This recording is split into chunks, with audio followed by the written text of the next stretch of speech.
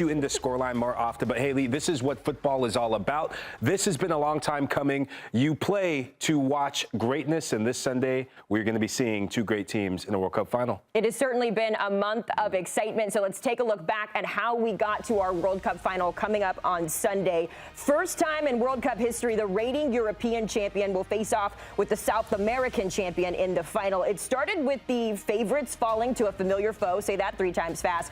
Third straight summer of a France-Spain semifinal, but just like we have seen in seasons past, it was the Spaniards standing tall. They'll face off with the reigning champs Argentina and England. It was a grind for Argentina to beat out England. Messi with some thoughts on his World Cup as it's gone.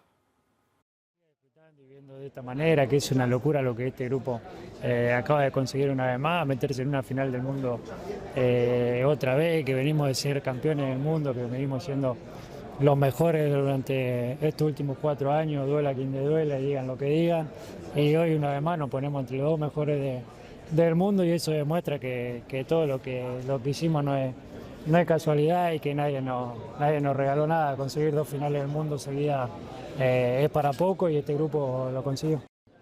Pero yo nunca dudé y sabía que mínimo íbamos a estar entre los 4, y que este grupo cuando se junta saca algo especial de donde no tiene, y se van los dolores y se pone bien físicamente y juega como juega hoy, no deja de intentarlo nunca. Also in that conversation, Messi telling fans to enjoy it while it lasts, because as we know, this should be his final World Cup. I don't want to ever say ever when it comes to Messi, but a lot to talk about from one famous Argentinian to another. Let's bring in our guy, Nico Cantor, who has been on the road for a month, and finally his final stop on this World Cup journey is outside of MetLife Stadium. Nico, thanks so much for joining us here on Scoreline. Excuse me. Talk to me about the journey. You came from Atlanta all the way up to New York, your neck of the woods here. How you feeling? Hailey, listen, it's been awesome. I'm finally here at MetLife with the stadium behind me, the RV in front of the site of this Sunday's World Cup final between Spain and Argentina. I can't ask for more. The finish line is in my sights, and we're ready to go for Sunday. Nico, it's so good to see you. I know how much this summer has meant to you. I know talking with you before you hit the road that this was one of your biggest conquests yet, and yet you get to stand on the precipice of greatness with that stadium behind you. But the big thing off the pitch coming into this final is the air quality, Nico. So being at the site of the final, what's the current condition? How is it trying to just breathe? Yeah, Lahoud, listen, for everybody that's watching, take it for what my experience is here on the ground the Thursday before the final. Of course, I'm no meteorologist, but I can tell you what I'm feeling right now. I can taste the smokiness in the air. I'm looking at buildings maybe a mile away. They look hazy. I mean, even the stadium itself, it doesn't have that clarity. Yeah, to a certain degree, it is difficult to breathe. I couldn't imagine playing a final here, but I was doing some research online. The weather app on my phone says that it should be clear by Saturday at the latest. So hopefully this air quality doesn't stay. It's due to wildfires apparently up north in Canada that has brought this poor air quality down. We have a producer whose kid's baseball game got canceled because of the air quality. So this isn't just something that happens here in New York, right? This is strange. It's something that perhaps today, tomorrow, Saturday, if you're visiting here for the final, you should consider. My wife is just coming home from work in New York and Manhattan, and she said that it was suffocating. So take it for what it is from a non-meteorologist. Obviously, if you want all the hard-hitting facts that an expert can give you, go to, wherever you get your weather news. But just being here on the ground with the stadium of the final behind me, it's at least what I'm feeling, and hopefully we do have better weather for Sunday. I don't know, Nico. I feel like you did a pretty good job of letting everybody know, boots on the ground, how it's feeling. You did mention it, though, the weather hopefully clearing up by Sunday. It's going to be 94 degrees. We saw that NWSL game happen in the city last night as well, too, where they had 2 breaks per half. So we'll see how it impacts in terms of the weather there. I want to take you back, though, Nico, to the semifinals. We were told that you had a chance to rewatch the game on the way up to MetLife Stadium, maybe got a little bit emotional watching Argentina and what they were able to do. Talk to me from a country standpoint, what this World Cup run to this point has meant to you personally and to the entire country as they get ready to cheer them on in the final. Yeah, I mean, obviously I look at football through two lenses always, right? The emotional perspective, which I'll get into, and then the tactical, analytical perspective, which is my job as a journalist to take a critical look at everything that I see play out on the pitch. But from an emotional perspective, Hailey, this is extraordinary. This isn't normal for any Argentines, not just for me as an Argentine American, not for Argentines in Argentina that are living through the greatest project in Argentine football history. Two Copa Americas, two World Cup finals, one in which you won, and possibly you could go back to back. It's remarkable what Lionel Scaloni has done, especially as his questionable decisions had people wondering how far Argentina were from their ceiling. Yesterday, he got it spot on. And just having that extra sweetness of beating England in the fashion in which they won. There's an entire generation of young Argentines who had never seen Argentina beat England at a World Cup. They heard stories of 1986. Perhaps they weren't born in 1998 or they were too young. Messi gave it to them. And it's, if his legacy couldn't grow any bigger, yesterday it just kept on expanding, because for Argentines, beating England is extra special. Nico, I want to take you back in time, because the last time Argentina and Lionel Messi were at MetLife was a decade ago. Copa America Centenario. They're in the final against Chile yet again, and it was a monumental moment because Lionel Messi did something I'd never seen him do in that game, which was miss a penalty from the spot. You saw the emotions. You saw what that meant. Argentina, they can't get their hands on that coveted trophy, or a trophy. You fast forward to 2026, another final, the World Cup final yet again. How much has this team transformed from that moment, and Messi especially, to what we see today? Yeah, Lahoud, just on semantics here, it's not like Messi's returning for the first time to this stadium since the 2016 Copa America final. He's played friendlies here with Argentina, and he also played against Canada in the Copa America that they do end up winning. It was the semi-final, I believe. So Messi, to a certain degree, has had to come to grips with this stadium behind me. In 2016, when he misses a penalty kick in the shootout against Chile in the second consecutive Copa America final that they lose, he, at that point, hadn't won any trophies with Argentina. And after that match, he decides to retire from the Argentinian national team.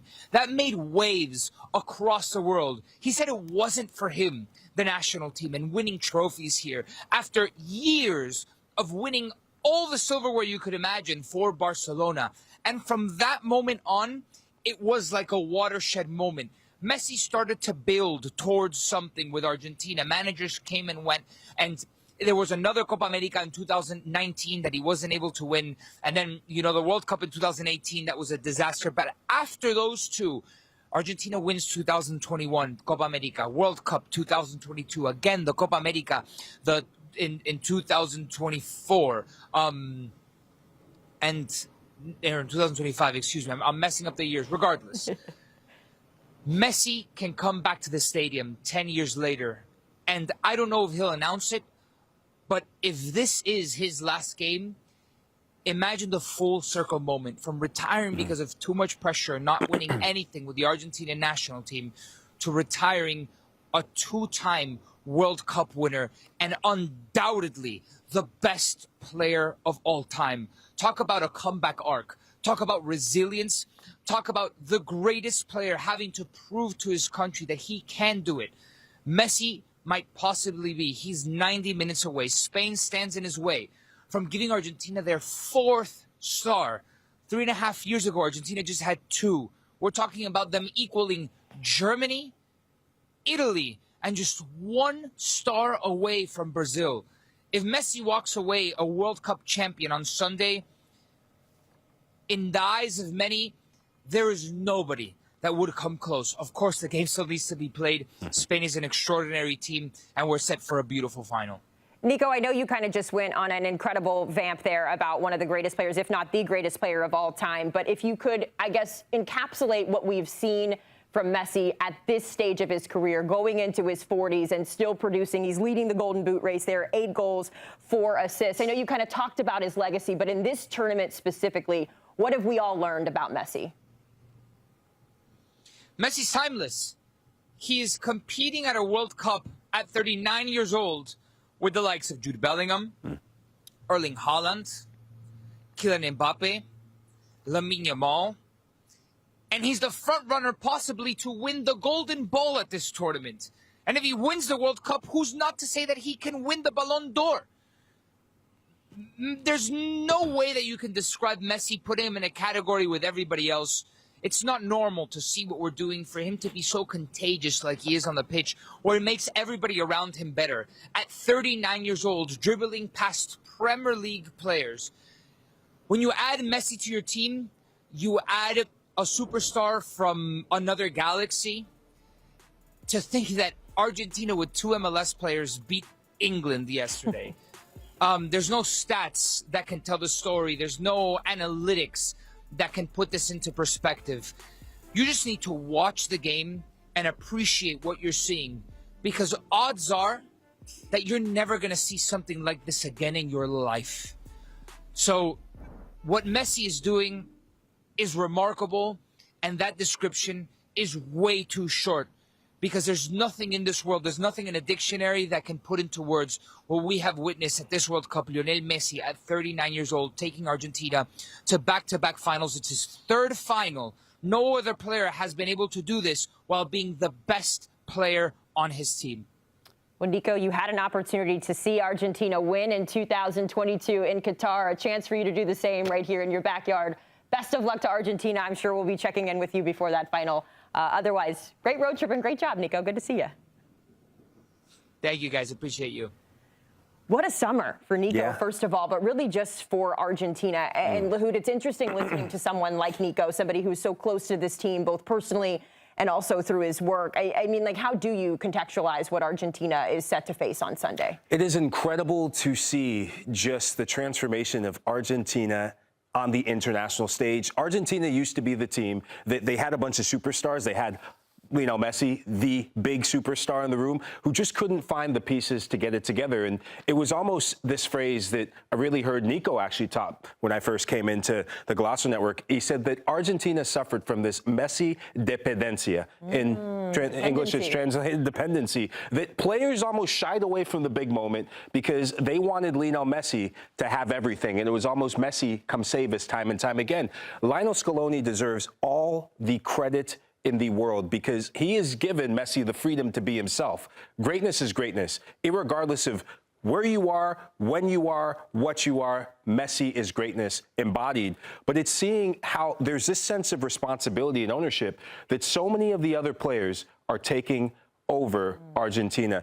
Enzo Fernandez, I said it last night on Scoreline, he is a global superstar now. He's the real deal. He's a stud. He wants the big moment. Cuti Romero, he wants the big moment. He's part of the big moment.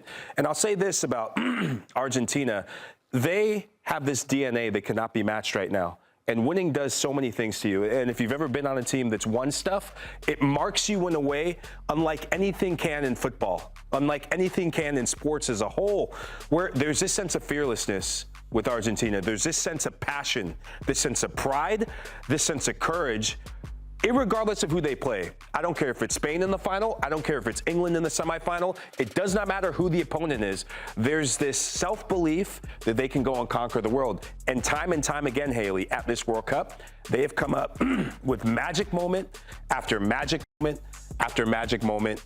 And that is what greatness is for Argentina. I know, I've got it here. Cabo Verde, Egypt, Switzerland, even England coming down to the last few minutes. 11 goals after the 78th for Argentina, in this tournament, 8 after the 85th.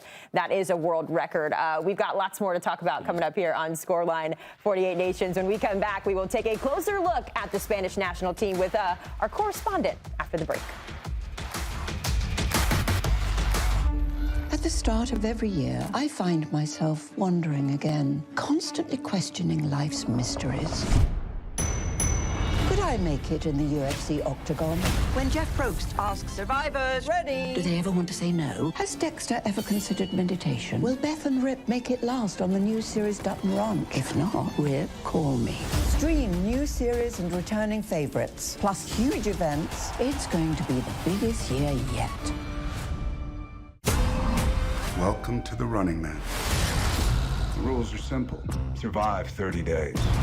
But the entire nation is hunting you down. The grand prize, $1 billion.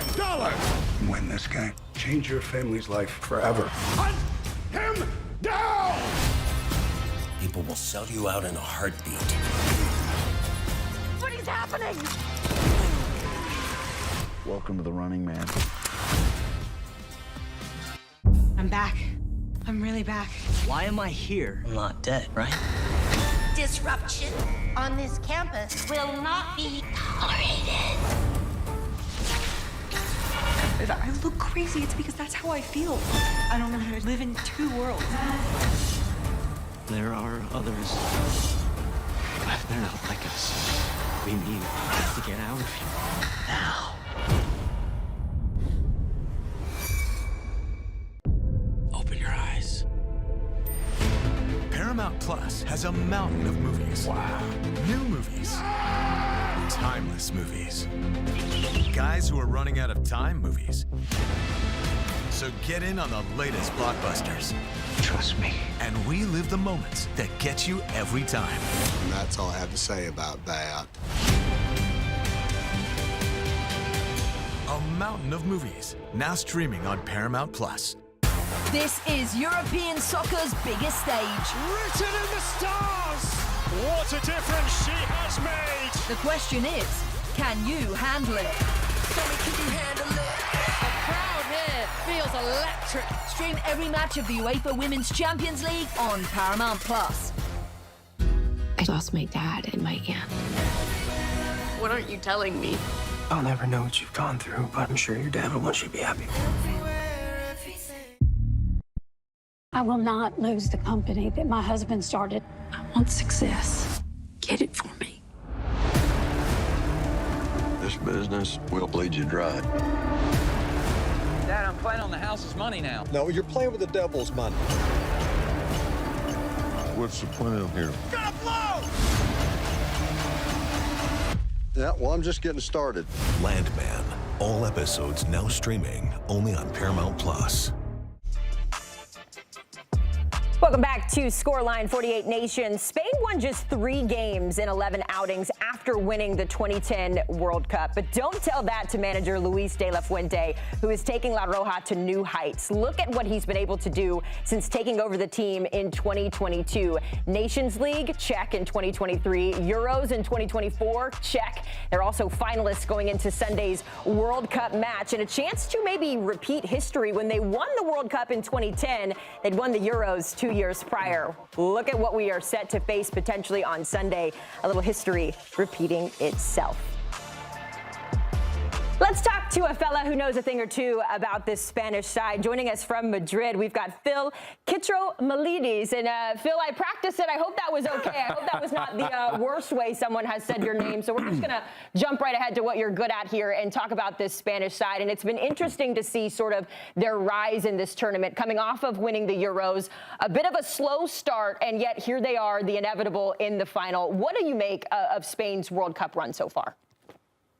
The name was pronounced perfectly, by the way. Thank you very much. Thank God. I was sweating about it a little bit. There you go, Phil. There you go. Practice makes perfect. A bit like this Spain side, who started off slowly, very slowly in the game against Cape Verde with that 0-0 draw. They won against Saudi Arabia, and then they were pretty unconvincing against Uruguay. And then in the knockout stages, they've just gotten better in each round, showing us something different and improving in a different facet of play. But I have to say, we might have been getting worried. We might have been asking questions, and we were, and I certainly was, about individual performers and also the team as a whole. The players weren't. The players were really, really calm. Nobody was getting ahead of themselves. Nobody was too worried. They really did genuinely trust the process and believed in their abilities, believed in the manager, and knew that they would come good. They said that they've gone to the USA to win the World Cup. That was very much in the forefront of their minds, and talking about similarities between now and 2010, obviously coming into it as European champions as they did in 2010. There are actually a number of coincidences which are the same this year as they were in 2010. They were in Group H as they were in 2010. They faced a Marcelo Bielsa side as they did in 2010 in the group stages. They knocked out Portugal in the last 16 2016 as they did in 2010. There's lots of coincidences that can lead us to feel that Spain are on the right track. But the feeling has generally been that Spain has gone from menos to más, as they say in Spanish, from less to more. And like I said, people were keeping their heads within the Spanish camp, while all around them, everybody was losing theirs. Because I'm here in Spain, I'm here in Madrid, and I can tell you that the local press were not keeping their head after that 0-0 draw against Cape Verde. It was panic stations. People were worried. And I think generally in the group stages, they weren't particularly convincing, but they got through. And in the knockout stages, I think it's been a different matter altogether. Phil, I want to take the bus back and actually go back in time, because if they were losing their head about these performances, they definitely wasn't enough sangria for what they were experiencing in the 2014 World Cup. You just won the World Cup. You get grouped. You get beat 5-1 by the Dutch. You lose to Chile. Only team you beat is Australia. You go to the next World Cup. It doesn't really happen for you. And Hailey, you dropped the stat. How many wins was it? Not many. Not many. That's how many wins for Spain. So 3. Oh, Luis de la Fuente comes in. 3 wins. 3 wins since they last won the World Cup. And now they're finalists again, Phil. What has he changed for La Roja? Because they look every bit the real deal.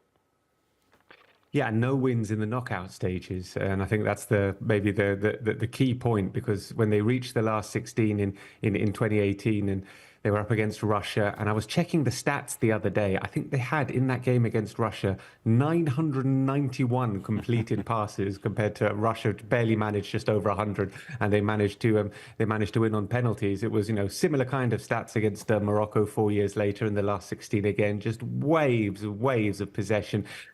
And then unable to find a way through, and then losing on penalties again. I think this team is a little bit more dynamic in the final third, although with the asterisk being they have not had those 2 extraordinary wingers in the form that they had when they won the Euros. But they're certainly looking to do slightly different things when they have the ball. It's not death by 1,000 passes, even though we thought that in the opening few matches. I think the improvement of Rodri as the tournament's gone on has been key to Spain being able to move the ball quicker and more intelligently. But I mean, just seeing those statistics from those previous matches and how they just had so much of the ball and could do so little with it. I think they're more intelligent with the ball. They try to move the ball a bit quicker. They use the width, in theory, a lot more than they did in previous incarnations, certainly over the last 10 or 12 years. And they are a different team, and the defensive solidity shouldn't be overlooked as well. They're not a team that has blown away too many opponents in this run, but they have been so extraordinarily defensively organised. And I'm not just talking about the back four. It is a complete team effort. Everybody knows where they need to be when they have to defend without the ball, the aggressive pressing, getting it back. It's been a real team effort, and they've taken a massive step up from Qatar, from Russia, and of course from Brazil. Yeah, just to kind of button up the stat you were talking about, they've qualified for 13 consecutive World Cups, but they have failed to reach the quarterfinal or better since winning in 2010, and they had won 3 games over their 11 since that 2010 World Cup. Numbers can be a little bit difficult. Phil, in looking at this year's team, I think everybody was so excited to see Lamine Yamal because we saw him in the Euros and it was kind of his coming out. And so the expectation was that this was going to be that party. This is kind of a two-parter for you, but I want to start with Yamal specifically. Wasn't training today. He had wrap around his leg. We're seeing reports there. So when it comes to Yamal, how concerned are you with the fact that he didn't train today, and how much mentally for Spain, how much stock do you put into it knowing that you're still a few days out from the final? Yeah, so the official line is that it's sort of load management. It's okay, nothing to be too concerned about. He did have his legs strapped. And actually, after the game against France, I was told that he was limping quite heavily while he was walking across the pitch to see his family, and he didn't necessarily look particularly too happy. But the official line is that there's no injury, and the manager came out and said there's no injury. Pedro Porro does have a little bit of a muscle overload in his thigh, and that's why he wasn't training either. But Lamine, in theory, isn't injured. The optics aren't good when we've seen him with his legs strapped and not training and sort of lying on the ground in the training session. That doesn't look great a few days out from a World Cup final, and especially with Lamine Yamal coming back from a pretty serious injury which threatened to curtail this tournament for him. But in theory, he's going to be okay. He's going to be available to start, so we shouldn't start getting worried. If he doesn't train tomorrow, then we should start getting a little bit more concerned. But at the moment, the official word is that it was just load management. He's going to be okay. Phil, before we let you go, just one final question here. We've all seen the photo of baby Lamal with Messi, and it's been making its rounds here. Do you think Sunday will be a passing of the torch moment from Messi to Lamal, or how are you envisioning those two going head-to-head for the first time? I mean, the whole sort of Argentina run to the final has been, a Hollywood movie or some kind of streaming series. It's been incredible the way that they've been so dramatically making it through round after round, led by this extraordinary footballing god that Lionel Messi is. It would just be the icing on the cake, or it would be just the perfect ending, the story if something were to happen between him and Lamine Yamal in terms of both of them putting in magnificent performances. Either the master could teach the pupil, or the pupil could overtake the master. We're talking about this in sort of Hollywood terms. I think it's possibly more likely that Lamine plays the kind of game that we've seen him play in the last couple of rounds, which is a little bit more intelligent, not necessarily looking for the most spectacular goal, and playing for the team and playing a little bit more as a sort of a unit, rather than trying to do these spectacular plays which we saw him do earlier on, which isn't good for our Hollywood script, guys, but it could be good for Spain as well. So obviously it would be nice. And the previous World Cup final, when we saw Mbappe and Messi sort of going head to head, who can drag their team over the line, it would be extraordinary if we saw something like that. Don't discount it, but I get the feeling that it might not be quite as Hollywood-esque, this finale that we're looking forward to. All right. We'll push the scriptwriters to the side on that one. Phil, thanks so much for your time and your insight. I'm going to continue practicing your last name so I definitely don't get it wrong going forward. Great insight there on the Spanish side. Lahoud, this is going to be such an interesting matchup, in my opinion, not only from the Messi, Lamal angle of it, but just like the tactics involved. So tactically, between Spain and Argentina, where are you seeing success for Spain in this final? It has to be the midfield, and I know a lot of attention's paid to the back line, and I'll get to that in a bit, because the Spanish back line has been ridiculously good. Hailey, you can get to some of the key contributors. Marco Correa has been an absolute animal in that back line. Aymeric Laporte is the leader of that back line. It's crazy to think that going into this World Cup, Hailey, he wasn't even their go-to center back. And a lot of people question when Dean Howson wasn't part of the fixture and wasn't part of the mix through injury late on in the season for Madrid. They were going, Laporte? Really? Does he still have it? Yes, he does. And Pau Cubarsí looks the real deal. He's playing as a teenager. He looks like a grown man in that back line. Pedro Porro, it's such a feel-good story for him, getting goals and coming up with a big magic moment. But for me, as I said, the midfield is where Spain, they have this sense if they get a vice grip on a game, and then they just slowly squeeze the life out of you every single time they can. And against France, there was this air of control that they imposed. They imposed their game on you, and it's game over. The one thing you need in football is the ball itself. You can't score a goal without the ball. No, you can't. You need it. And Spain are the masters of the ball at their feet, and they've really shown it this World Cup. Real quick, we got to get to break, but before we get there, I can't help but think the fact that this is the team with the most goals scored in the tournament against the team who is tied for conceding the less. Excuse me, you and I are both going through that with those cough drops. Tactically there, when it comes to Spain, knowing that Argentina is going to be in the game for as long as they have been going forward, how does the defense that you just gave compliments to, how are they preparing for that? It's about snuffing out spaces. I think they can look a lot to what the Swiss did, where it's not about man-marking Messi. You almost have to assume, and I've watched so many great athletes, Michael Jordan, watching him when I was a kid, but also playing against the likes of Thierry Henry in my playing career. You have to always assume that Lionel Messi is going to be the first player, maybe even the second player. And that's why it's crowding out the space in and around him with three players, but also keeping an eye on what's at the back post. One thing that Argentina did so well against England, it's not when Messi gets the ball, it's who's within 10, 15 yards of him. Enzo Fernandez, 10, 15 yards at the top of the box. Messi sucks out Elliot Anderson. It's a goal. Also, that ball he plays, it's a world-class pass. He's been doing his entire career. It was Jordi Alba for Barcelona for so many years. Now, it could be Nico Gonzalez. So that back post pass, that lofted cross he loves to play to the second post, those two plays, you always have to have your head on the swivel. On the offensive end, though, they are vulnerable to counterattacks. England's goal came on a counter, so Lamine Yamal and Tagliafico, that is the matchup to really watch. If Lamine wins that, La Roja have a chance. Could be a long time for Argentina, but as we've been saying, you can't count them out. Time for a break here on Scoreline. When we come back, John Buckets with his best bets. Next.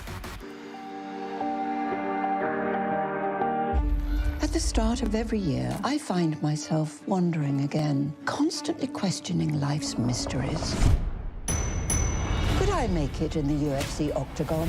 When Jeff Probst asks survivors, ready? Do they ever want to say no? Has Dexter ever considered meditation? Will Beth and Rip make it last on the new series Sutton Ranch? If not, Rip, call me.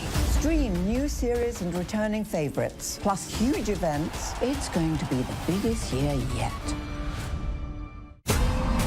Welcome to the Running Man. The rules are simple. Survive 30 days. But the entire nation is hunting you down. The grand prize, $1 billion. Win this game. Change your family's life forever. Hunt him down! People will sell you out in a heartbeat. What is happening? Welcome to the Running Man. I'm back. I'm really back. Why am I here? I'm not dead, right? Disruption on this campus will not be tolerated. If I look crazy, it's because that's how I feel. I don't know how to live in two worlds. There are others. But they're not like us. We need to get out of here. Now. Open your eyes. Paramount Plus has a mountain of movies. Wow. New movies. Timeless movies. Guys who are running out of time movies. So get in on the latest blockbusters. Trust me. And relive the moments that get you every time. And that's all I have to say about that. A mountain of movies, now streaming on Paramount Plus. This is European soccer's biggest stage. Written in the stars! What a difference she has made! The question is, can you handle it? The crowd here feels electric. Stream every match of the UEFA Women's Champions League on Paramount Plus. I lost my dad in my hand. What aren't you telling me? I'll never know what you've gone through, but I'm sure your dad will want you to be happy. I will not lose the company that my husband started. I want success. Get it for me.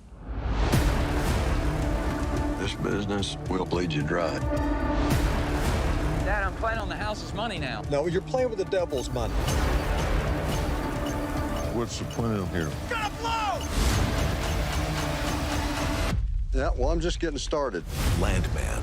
All episodes now streaming only on Paramount Plus. Hey, make sure you join us Sunday as the whole crew will be out at Pig Beach Barbecue in Astoria, Queens for the final. Morning Footy will be there to start the day, 11 a.m. to get you pumped and ready to go. Then the match day gang stepping in to pull the curtain close on the tournament. But they aren't the only ones. Marco Messina, Claudia Pagan will be out in New York City joining the fans. So make sure you join us on Sunday, Pig Beach Barbecue, as the Golazo Network goes live for the final. Speaking of live, let's give you a live look at the odds to win that World Cup final on Sunday. Spain there at -150, Argentina +130. If we have learned anything, though, Michael, when it comes to odds in this tournament, throw them out the window because anything can happen. We welcome you back into Scoreline. Hailey, Sutton, Michael, Lahoud, the dude. We've also got our betting analyst, John Buckets, joining us here. Buckets, so good to see you, my friend. I've heard you've done really well in this World Cup, so let's keep the momentum going. I need your best bets for the final on Sunday. As always, when someone pays me a compliment, we're going to knock on wood before we talk about these upcoming bets because I am very superstitious. But I got 3 bets for everyone here and a reminder to please bet responsibly. Be careful because as they already mentioned, this is kind of a toss-up. It doesn't matter what the odds are. This is a final. One good game for one team, one bad team for the other, and the odds become irrelevant. That being said, 3 bets starting with the classic here. I fully understand how good Spain has been defensively. Only a single goal conceded, but if you are ever going to give me Messi to score or assist at even money, plus 100 or better, I'm just going to take it. I truly believe that Argentina maybe don't win here, but they're going to get a goal, and Messi has either scored or assisted in every single one of the World Cup games so far. So if something is hitting at 100% hit rate, you just take it and don't ask questions. Bet number 2, I'm betting a bit of a weird one here. I'm betting that the second half will have more goals than the first. I think we're going to see a very slow start to this matchup with both teams playing very similarly to Argentina versus England, where nobody wants to make that first error, and I think it's going to take a little bit to open this up. We're getting this at plus 100, and I love it even more considering Argentina in the knockout stage, 9 of their 11 goals have happened in the second half, and those same 9 goals have all happened after the 75th minute. This is a team that likes to score late. And then third and finally, we end this World Cup with my favorite bet, the classic both teams to score. Again, Spain is a defensive juggernaut. I understand that. They shut France down, which I thought nobody can do, but I'm going to trust them to make a mistake here. I think Argentina, whether it's Lautaro Martinez, the super sub off the bench, Messi, or anyone else on the pitch, I think they're good enough to find a goal. I think this is very competitive, and I think both teams will find the back of the net. Buckets, man, it's great to see you. It was great having you in studio. You know I'm going to come back and push something at you. Always. So I heard a lot about Lionel Messi. Okay, the score or assist, you're always going to take it. What about Lamine Yamal? I saw him plus 100 to score or assist. I just gave you a layup talking about who he's going after in Tagliafico. Literally, if you watch the game, you can see Argentina are vulnerable in transition. And another one I'm going to throw at you. The final is something that a player, Mikel Oyarzabal, thrives on. What about him? Plus 145, I think, anytime goal scorer. Any of those bets? So starting with Yamal, I do like that look a lot because of the matchup you talked about. People keep saying, but he only has 1 goal contribution this. It doesn't matter. It's Lamine Yamal in a final. You don't think he's going to show up. So I think that's a great shout, Lahoud. Oyarzabal and I have a little bit of beef. He doesn't know about this. This is more one-sided here. Every time I bet him to score, he doesn't. And then the second I don't, he scores. So I'm not betting it, which means it's a good bet. Go ahead and take Oyarzabal plus 175 if you do a little bit of shopping around here. Okay, there we go. I like that you're giving the solution there. It's a win-win either way. Buckets, always good to see you. Best of luck, my friend, and thanks for bringing some fun and some knowledge here when it comes to the betting side of things in the World Cup. Michael, we're excited about the final. Yeah. But we're also excited about this, the 3rd place match down in my neck of the woods at Miami Stadium, Hard Rock Stadium, as we know it, France versus England. This could be a final. I'm sure a lot of people maybe wanted this to be a final. Either way, it is kicking off Saturday, 5 o'clock Eastern. Thomas Tuchel still reacting, maybe recovering from England's loss in the semifinals to Argentina. I want you to take a listen to what he had to say. Yeah, first of all, the World Cup is not over. It's still a match to play. That we're not looking so much forward to, but there's still a match to play. And then there's, of course, then we keep on going for contract until the home Euros. And I'm looking forward to that. Even like now, it's difficult to look that far ahead. So I know that press conferences are relative, Lahoud, because that's just one bit of a very big conversation. But thoughts on the fact that he's already kind of looking ahead to 2028? We know the FA reportedly is backing him as the manager, but what do you think? I think Thomas Tuchel is playing a most dangerous game. He's coming out having to defend himself, and anyone with the pressure he's under, okay, you have to protect yourself, protect your family, protect your contract. But I worry about Thomas Tuchel as England manager, because what we saw was the biggest mismanagement in a long time at a World Cup semifinal. He had the game, he had it there for the taking, and then we just saw gross negligence of the highest proportions in 5K against Argentina. Not 4, but 5K. Mark Gahey came out, Harry Kane came out, Jude Bellingham came out. They expressed shock and confusion, and every single one of them said the same thing. We don't know why we started taking attackers off and brought defenders on, and I get it. You did it against Mexico, but this is Argentina. He played right into their hands. And you go back to some of the big decisions he's made, and Thomas Tuchel was hired to make some big decisions. His legacy, his kind of ethos is he's a cup manager. You get him in high-pressure situations, you get this, not this with what we see. I see a manager in that press conference, and I say this with all the passion in my being, he looks broken right now. That was a press conference of a man who's broken. And England, they look defeated. So he's going to have to make some big decisions about who he plays, because this England team, with whatever spirit they have left, and there are some character players in this team, Jude Bellingham being one of them, I don't know if they have any gas left in the tank, going back to a place in Miami where they played Norway and they barely squeaked by.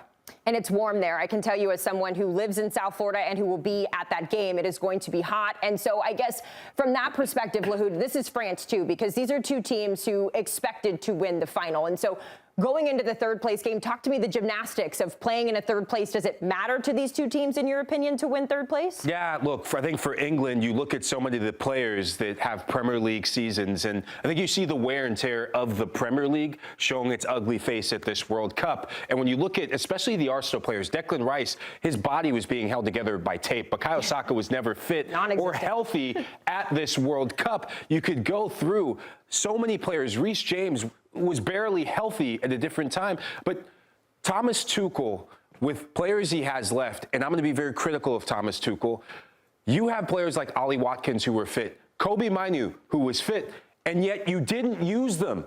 That's not on the players. That's on you, Thomas Tuchel. And I go back to the gross negligence as a manager. Why did you bring these players? Now, we'll probably see more of those players in this third place match. And for Kobe Mainoo, I think Manchester United, they're going to be hoping, clubs like that in the Big Six, that no players get injured, because preseason and the new season comes quick. For France, there's some players who will be licking their lips, and Kylian Mbappe, I know that he's got Real Madrid. I know vacation's calling, but he's got that golden boot, and he's got goal-scoring records in his sight. I'm going to throw one player as well. Beware, if you're an England supporter, if you're an England defender, get a good night's sleep. Ryan Cherokhee's coming. Ryan Cherokee is coming up. Selfishly, I just hope that they all play ball and put on a good show on Saturday. Plenty more to talk about with the World Cup final. We'll talk more Argentina and Spain after this.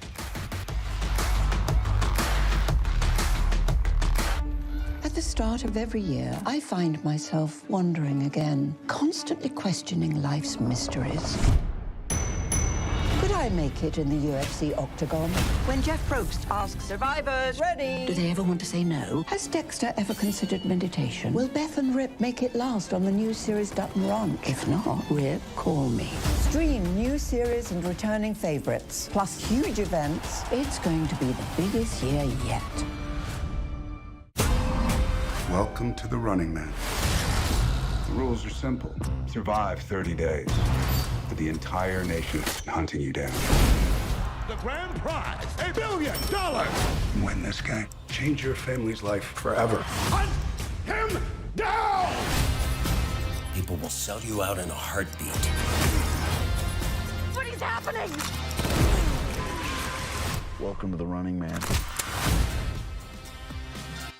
I'm back. I'm really back. Why am I here? I'm not dead, right? Disruption on this campus will not be tolerated. If I look crazy, it's because that's how I feel. I don't know how to live in two worlds. There are others. But they're not like us. We need to get out of here now. Open your eyes. Paramount Plus has a mountain of movies. Wow. New movies. Timeless movies. Guys who are running out of time movies. So get in on the latest blockbusters. Trust me. And relive the moments that get you every time. And that's all I have to say about that. A mountain of movies, now streaming on Paramount Plus. This is European soccer's biggest stage. Written in the stars! What a difference she has made! The question is, can you handle it? The crowd here feels electric. Stream every match of the UEFA Women's Champions League on Paramount Plus. lost my dad and my aunt. What aren't you telling me? I'll never know what you've gone through, but I'm sure your dad will want you to be happy. I will not lose the company that my husband started. I want success. Get it for me. This business will bleed you dry. Dad, I'm playing on the house's money now. No, you're playing with the devil's money. What's the plan here? Gonna blow! Yeah, well, I'm just getting started. Landman. All episodes now streaming only on Paramount Plus.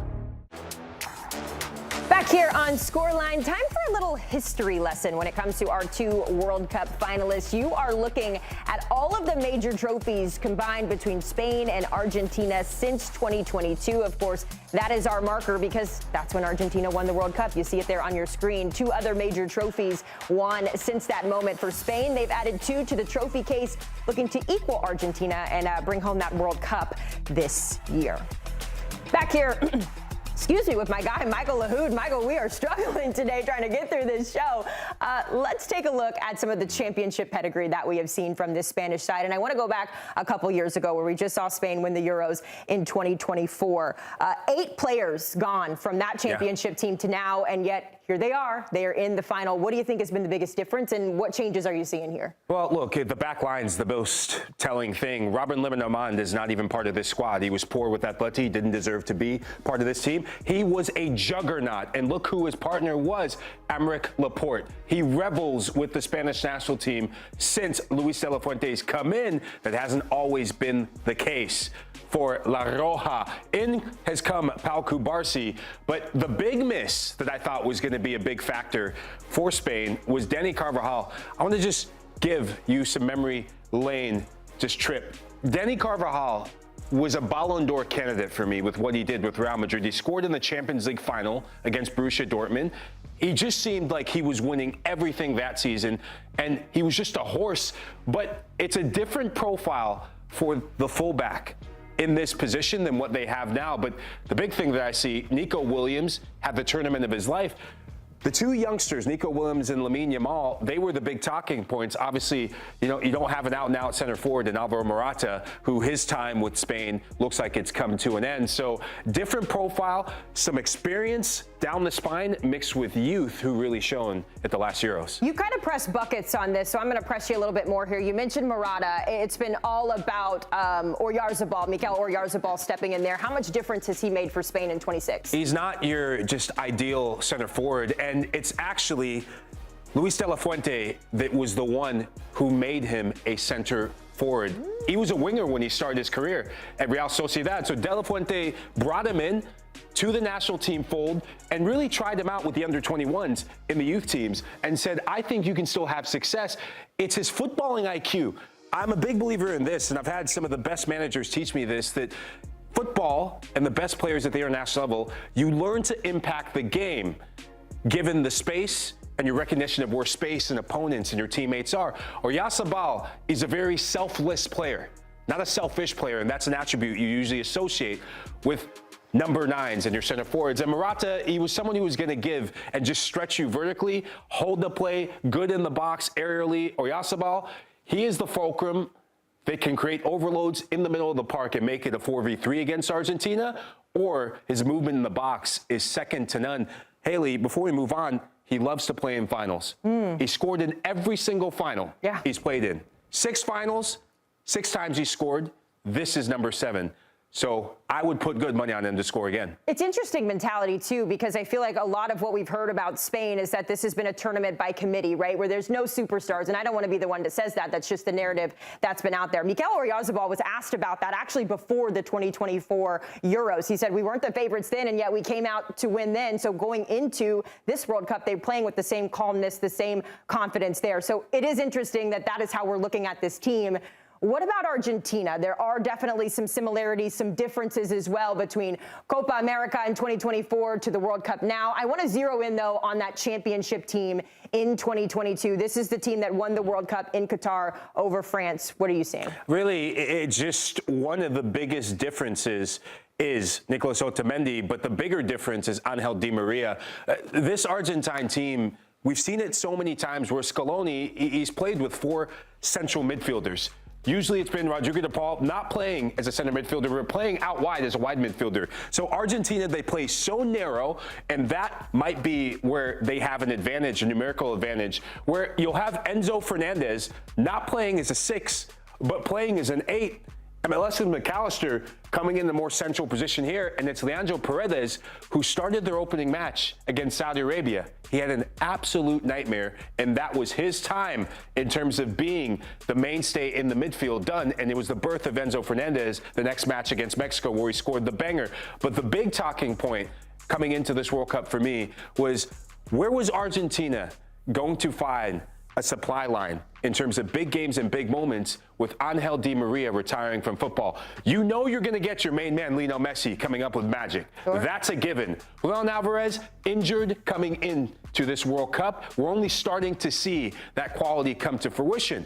But with no Di Maria, other players have had to step up, Enzo especially, to fill some of the magic moment void. And just a reminder, because I even had to remind myself of this is the Argentina team that actually lost that opening game in group play back in 2022, and everybody had the alarm bells going off, and yet here they are. Just to kind of look at the depth, the changing of the guard, I feel like is going to be a popular talking point, but just within Argentina, you mentioned no Di Maria, but for guys like Rodrigo de Paul, who've kind of been maybe pushed out by some other talent, Otamendi, some of these other guys, what's it like playing 4 years ago and then maybe having to step into a new role this year where it's more about the leadership off the field, maybe as you're working some of those younger guys in? I think it's about the collective and the goal of this team, and that's why I go back to winning, and I go back to Lionel Scaloni. Argentina plays for the badge, not the individual. And a lot of people who are maybe new, maybe think of the Argentina of old, I still believe that, okay, they play for Messi, but they play for something more than just Messi. And that's what Lionel Scaloni has brought back to Argentina, is remembering who you play for. They play for their people. There's a national pride that I think every single national team can learn from. They have a courage, they have a passion, they have a bravery, but they also have a genius of a manager, Scaloni, who's leading them at the wheel. Spain is going to have to come up with something extra special, in my opinion, to play the game of their lives to beat Argentina in this final. I think it's Argentina's final to lose. I really do. Okay, Argentina's final to lose. I'm going to leave it there because I think that's a great point to end this conversation. Much more to discuss with Argentina and Spain. We'll be right back after this to wrap up the show. The World Cup final coming up this weekend.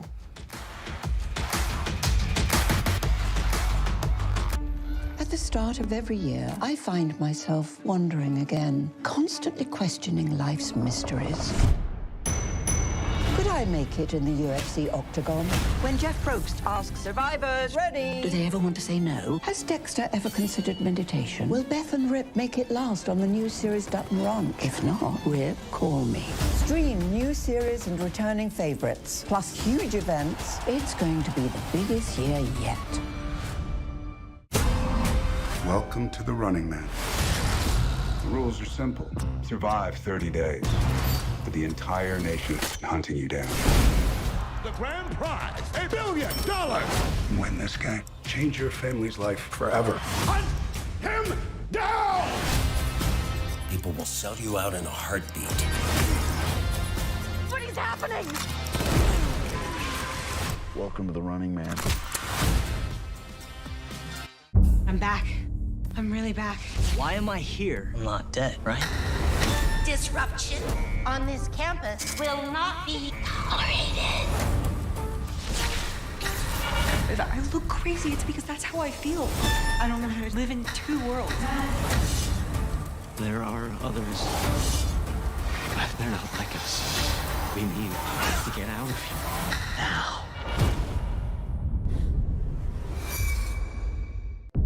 Open your eyes. Paramount Plus has a mountain of movies. Wow. New movies. Timeless movies. Guys who are running out of time movies. So get in on the latest blockbusters. Trust me. And we live the moments that get you every time. And that's all I have to say about that. A mountain of movies, now streaming on Paramount Plus.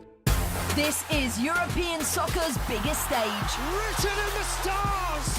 What a difference she has made! The question is, can you handle it? A crowd here feels electric. Stream every match of the UEFA Women's Champions League on Paramount Plus. I lost my dad in my hand. What aren't you telling me? I'll never know what you've gone through, but I'm sure your dad will want you to be happy. I will not lose the company that my husband started. I want success. Get it for me. This business will bleed you dry. Dad, I'm playing on the house's money now. No, you're playing with the devil's money. What's the plan here? Gonna blow! Yeah, well, I'm just getting started. Landman. All episodes now streaming only on Paramount Plus. Well, Robert Lewandowski's anxiously awaited MLS debut will have to wait just a little longer. What was meant to be tonight's headline match between the Chicago Fire and the Vancouver Whitecaps has now been postponed due to poor air quality in Chicago. The Illinois Environmental Protection Agency declared an air pollution action day for Chicago, and individuals were urged to limit prolonged outdoor activities. Lewandowski's debut in the league will now have to wait until next Wednesday when the Fire travel to Florida to take on Inter Miami. Well, as the World Cup wraps up this weekend, I want to give you a peek at some of the numbers we are seeing so far. 102 total games played, 16 different stadiums. We've seen almost 300 goals there, 297. And the last statistic, a big topping point in this year's Cup, 14 red cards. We've also seen 126 goals scored after the 60th minute. Argentina has a lot of those goals going into Sunday's final. Lahoud, just a couple of minutes here to wrap up the show. Big picture, the World Cup in America has been so much fun. You've been to a game, I've been to a game. What have you made of this World Cup in the United States and across the nation, I should say? Yeah, it's a great question. This was the World Cup of opportunity for me. The first time we've seen 48 teams being allowed the opportunity to play and represent their countries at a World Cup. And as someone who comes from the tiny country in Africa of Sierra Leone, this was the World Cup that means so much for me. As a new dad, this is a World Cup that I will remember that I got to spend with my daughter. And she probably won't remember some of these games, but I will always cherish some of those late nights with her, early mornings and mid-afternoons watching greatness. But this was the World Cup of the underdogs and the rise of the underdogs for me. That was my big story I'm looking at, Hailey. What underdogs are you looking at in terms of that, you know, who has been the underdogs in your mind? Yeah, look, you can go through even from, Latin America or South America, Paraguay. They're upset over Germany. That was something that captured the eyes of a nation. And remember who told you here first that Germany was going to lose? I said it after the Ecuador match, and it happened. So remember that next time. But the continent that will take the most pride and joy out of this World Cup is the continent of Africa. And if you've tuned into the Golazo Network, if you've watched me on Scoreline, I am very passionate about African football. I was a former international on the continent of Africa. I know the struggles that African countries go through just to be validated, just to be seen. I know the struggles personally that my national team and our people went through. And just the first time, I think, since maybe Senegal of 2002, and maybe even 1990, when Roger Milla danced like he's never danced before for Cameroon, that the world is finally starting to put some respect on African football's name. I can't wait for the next World Cup where there's going to be 3 countries represented, and football is going back to Africa in the form of Morocco. So I hope to actually be there in some capacity. It's going to be fun. 9 African teams made it to the knockout stage. That is a new record. I personally was rooting for Cote d'Ivoire. They were my team. I was assigned over at HQ. So it's been really fun to watch that. As we look ahead to 2030, it's another 3-legger there where we get Morocco, Portugal, and Spain hosting. It could be fun for Spain going, depending on how Sunday goes. What are your early expectations for 2030? Look, it's a massive moment, I think, for 2 of those countries. Obviously, we'll see what happens with Spain with this final. Spanish football is on just this meteoric trajectory of success, and its sustained success, I think, is coming their way. You look at players who are getting older. Rodri is getting older. Do we see him play another World Cup? We don't know.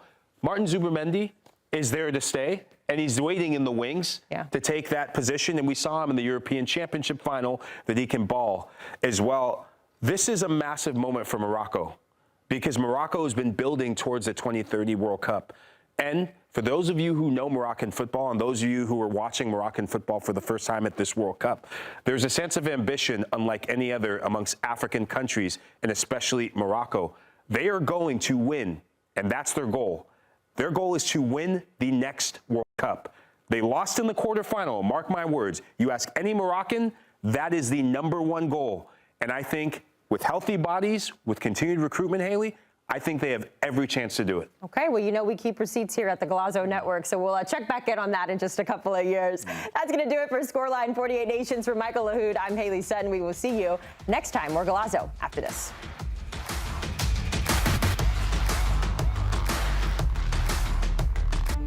At the start of every year, I find myself wondering again, constantly questioning life's mysteries.